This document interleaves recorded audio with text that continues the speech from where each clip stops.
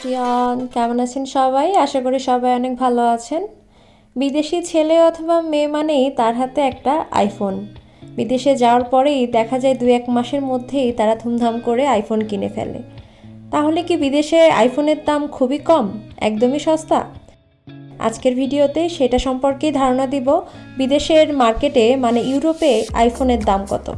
আজকে আপনাদের নিয়ে যাব ইউরোপের মোবাইলের দোকানে, সেখানে আপনাদেরকে দেখাবো আইফোনের দাম কত, সাথে স্যামসাংয়ের ফোনগুলোরও দাম কত, সেগুলো জানতে পারবেন। কেনই বা 2-1 মাসের মধ্যেই সবাই আইফোন নিয়ে নেয় সেটাও বলবো।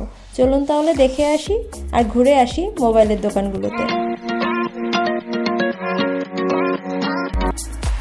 আজকে আপনাদেরকে নিয়ে যাচ্ছি স্পেনের একটা মোবাইলের দোকানে।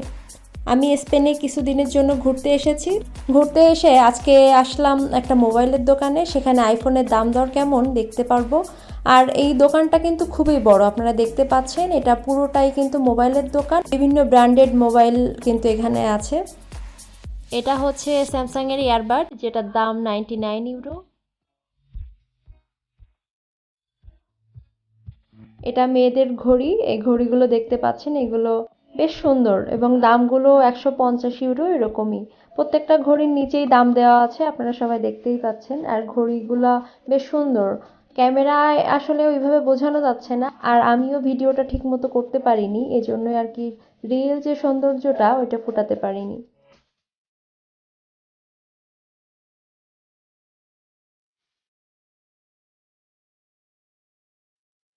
এটা স্যামসাংয়ের একটা ফোন, এটার দাম 1050 ইউরো। ফোনটা বেশ সুন্দর, ফোল্ডিং ফোন। আমি এখানে ইউরো রেট বলবো, এখন বাংলাদেশ টাকায় কত টাকা পড়বে এটা আপনারা ইউরো রেট ভাঙিয়ে নিয়ে তারপরে অ্যানালাইসিস করবেন। এখানে ইউরো কত তাই দেওয়া আছে, সেই হিসাবেই বলবো কোন ফোনটার দাম কত। তো স্যামসাং এর সেকশন থেকে কিউরিওসিটি জাগলো আইফোনগুলোর দাম কত। এটা হচ্ছে আইফোন 13। এখানে স্টোরেজ অনুযায়ী দাম ডিফারেন্ট আছে। এখানে 800, 900, 1000 এরকম স্টোরেজ ক্যাপাসিটির উপর ডিপেন্ড করে দাম এরকমভাবে চেঞ্জ হয়। এটা আইফোন 13 প্রো ম্যাক্স। এখন অবশ্য হয়তো বাজারে 14 চলে আসছে। তো 128 জিবি যেটা, সেটা 1200 ইউরো। এবং এই যে প্রত্যেকটা দাম আপনারা নিজেরাই দেখে নিতে পারছেন। এবং ফোনগুলোর যদি আপনি কালার চেঞ্জ চান তাহলে দোকানে যে পার্সোনাল সেলসম্যান আছেন ওনাকে ইনফর্ম করলে উনি ভ্যারাইটিস এনে দিবেন। এখানে আপনারা দামগুলো দেখতেই পাচ্ছেন, আপনারা দেখে নেন। 1200, 1300, 1600, 1800 এরকম করেই আর কি 13 প্রো ম্যাক্স এগুলোর দাম স্টোরেজ ক্যাপাসিটি হিসাবে।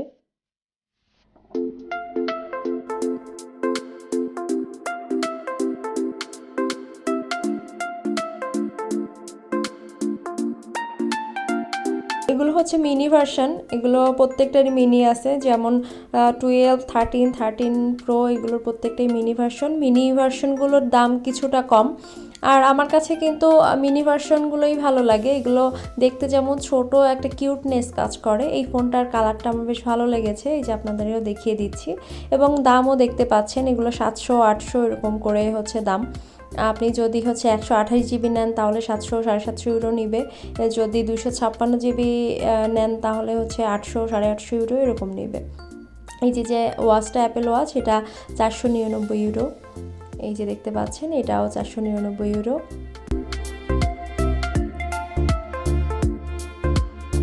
এটা হচ্ছে 12 মিনি। 12 মিনি পরে এটা হচ্ছে 11, এটার দাম 590 ইউরো।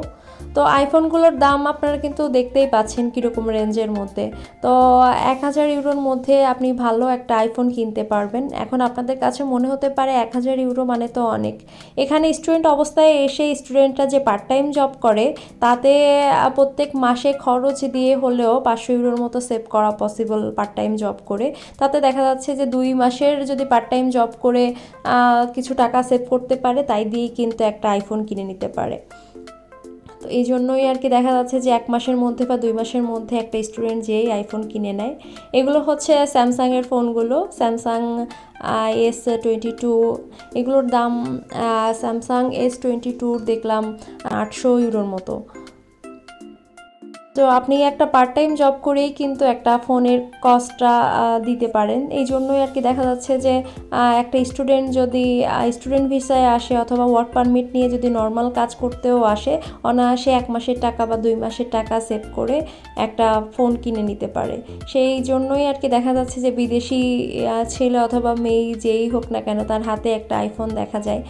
আসলে আমাদের দেশে ওইভাবে আইফোন ইউজ করা হয় না, কারণ আমাদের দেশে মিডল ক্লাস ফ্যামিলিতে যে টাকা ইনকাম করা হয় সেই টাকা দিয়ে আসলে আইফোন কিনে নেওয়া যায় না, এই জন্যই সবার হাতেই আইফোন দেখা যায় না।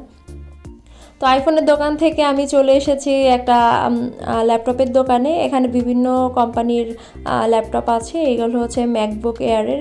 এই ম্যাকবুকের এই ল্যাপটপটার কালারটা সুন্দর লাগছিল এবং দাম হচ্ছে 1130 ইউরো এবং এখানে সব কনফিগারেশনগুলো এখানে দেওয়া আছে।